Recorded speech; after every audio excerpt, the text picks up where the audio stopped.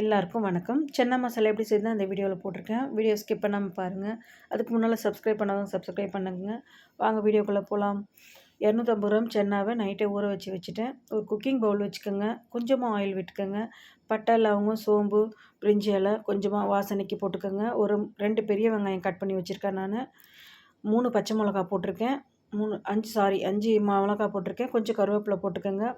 2 பெரிய தக்காளி கட் பண்ணி வச்சுருக்கேன் நான். அதையும் சேர்த்து வதக்கிக்கோங்க. கொஞ்சம் இஞ்சி பூண்டு பேஸ்ட்டு 2 ஸ்பூன் சேர்த்துக்கோங்க.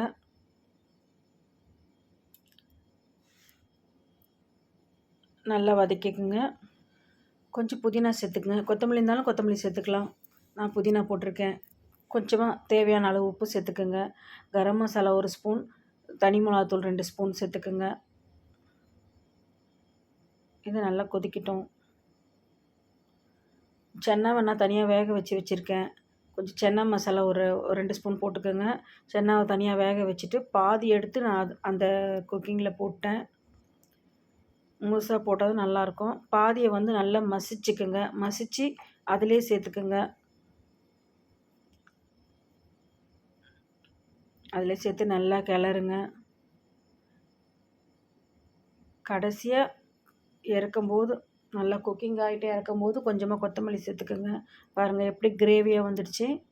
பார்க்க எவ்வளோ நல்லா இருக்குது பாருங்கள். கொஞ்சமாக கொத்தமல்லி சேர்த்துக்குங்க. அப்புறமா நீங்கள் எடுத்து சேவ் பண்ணுங்கள். இந்த வீடியோ பிடிச்சிருந்தா சப்ஸ்கிரைப் பண்ணுங்கள், லைக் போடுங்க, கமெண்ட்டில் சொல்லுங்கள் எப்படி இருக்குன்னு. இன்னொரு வீடியோவோடு சந்திக்கிறேன். பாய்.